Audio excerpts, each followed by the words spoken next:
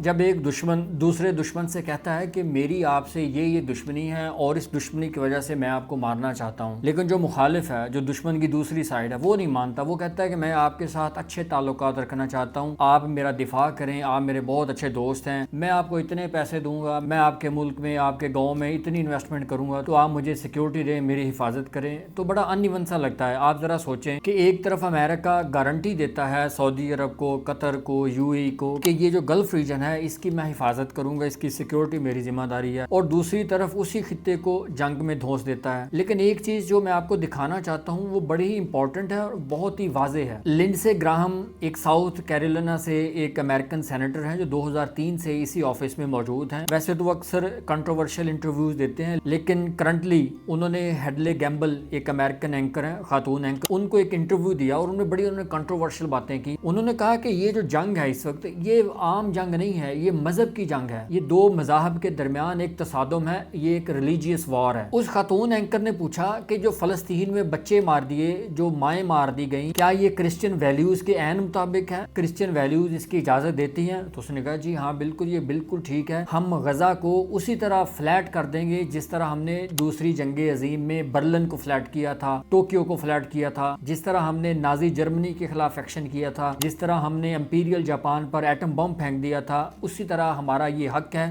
اور یہ یہودیوں کی بقا کے لیے بہت ضروری ہے۔ بلکہ وہ آگے سے اینکر کو سوال کرتے ہیں کیا جو جاپان پر ایٹم بم پھینکا گیا تھا وہ صحیح نہیں تھا؟ جی ہاں وہ بالکل ٹھیک تھا اور آج بھی ہم ویسا ہی کریں گے۔ بلکہ انہوں نے ایک موقع پر یہ کہا کہ جس طرح نازی جرمنی کے خلاف جب جنگ لڑی گئی تھی وہاں سویلین کیجولٹیز پر کوئی لمٹ نہیں تھی، اسی طرح فلسطین، غزہ اور حماس کے معاملے بھی ایسا ہی ہونا چاہیے کہ سویلین کیجولٹیز پر کوئی لمٹ نہیں ہونی چاہیے، جتنے مرضی لوگ مار دیے جائیں، اور اس کے لیے اسرائیل کو جتنے بم چاہیے اس کو اتنے ہی دیے جائیں تاکہ اس کی بقا کی جو جنگ ہے وہ جیتی جا سکے۔ اس سینیٹر نے کہا کہ حماس آج امریکہ اور اسرائیل کے لیے اسی طرح ہی تھریٹ ہے جس طرح دوسری جنگ عظیم میں نازی جرمنی امریکہ کے لیے تھریٹ تھا۔ 2023 میں فاکس نیوز کو بھی اسی سینیٹر نے ایک انٹرویو دیا تھا اور یہ کہا تھا کہ یہ ایک مذہبی جنگ ہے اور اسرائیل کو یہ جنگ ضرور جیتنی چاہیے۔ اور ابھی 2026 کے اس انٹرویو میں انہوں نے ایرانین لیڈرشپ کے بارے میں کہا کہ دے آر ریلیجیس نازیز، کہ وہ مذہبی نازیز ہیں جن کو تشبیہ دی جا سکتی ہے نازی جرمنی کے ساتھ، اور وہ ایران کی موجودہ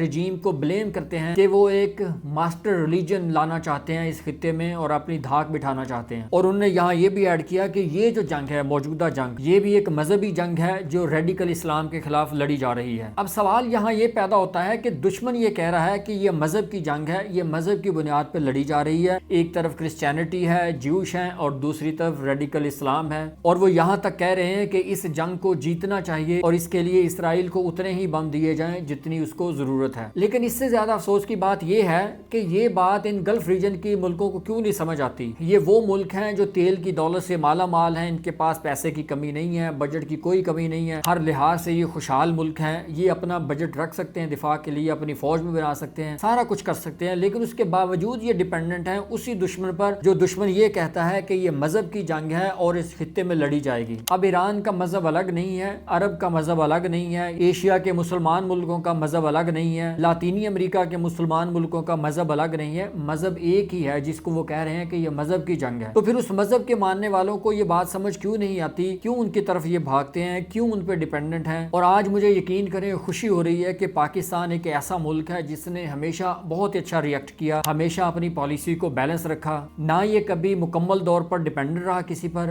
اور نہ ہی اس نے خود کو کبھی انڈیپینڈنٹ شو کیا۔ اور یہی وجہ ہے کہ پاکستان ہمیشہ جتنے بھی حالات گمبھیر ہوں وہاں سے نکل جاتا ہے، کیونکہ پاکستان کا دفاع مضبوط ہے، پاکستان کے پاس نیوکلیر طاقت ہے، اور یہی بہت بڑا ڈٹرنس ہوتا ہے دوسروں کے لیے۔ ہر کوئی یہی سمجھتا ہے کہ اس کی دفاعی طاقت بہت اچھی ہے، اس سے نہیں ٹکرانا۔ گو کہ پراکسیز کام کرتی ہیں، جاسوس بھیج دیے جاتے ہیں، لوگوں کو خریدا بھی جاتا ہے، جاسوس بھی بنا دیے جاتے ہیں، لیکن کھلی جنگ کوئی نہیں کرتا۔ لیکن پاکستان کے مقابلے میں ان ملکوں کو دیکھیں جو طاقتور ہیں، جن کے پاس پیسہ ہے، تیل ہے، سب کچھ ہے، لیکن وہ اپنے دشمن کو جانتے ہوئے بھی کہتے ہیں کہ یہی دشمن ہماری حفاظت کرے گا۔ خیر یہ بات صرف سمجھانے کے لیے ہے کہ جب دشمن آپ کو کہہ دینا کہ بھئی ہماری آپ سے یہ والی دشمنی ہے اور اس دشمنی کی بنیاد پر ہی ہم آپ کے ساتھ برتاؤ کریں گے، جو بھی کریں گے، تو دشمن کا جو اگلا فریق ہے اس کو بھی سمجھ آنا چاہیے کہ جب میرا دشمن مجھے یہ کہہ رہا ہے کہ میں آپ کی اس بات کو یا میں آپ کی اس عقیدے کو، آپ کی اس چیز کو سخت ناپسند کرتا ہوں، یہ ریڈیکل ہے، اس کو میں ختم کر دوں گا، تو آپ کو دشمن کی اس بات کا یقین کر لینا چاہیے اور خود کو اس کے لیے تیار بھی کر لینا چاہیے چاہیے کہ یہ کل کو وقت اگر ایران پہ آیا ہے تو آج گلف پہ بھی آ جائے گا، اور پھر آپ کے لیے سنبھلنا بہت مشکل ہو جائے گا۔ ایران پھر بھی سنبھل جائے گا کیونکہ اس کے پاس دفاعی طاقت ہے، وہ لڑنے کی صلاحیت بھی رکھتا ہے، وہ لڑ بھی سکتا ہے، لیکن آپ سے لڑا بھی نہیں جائے گا،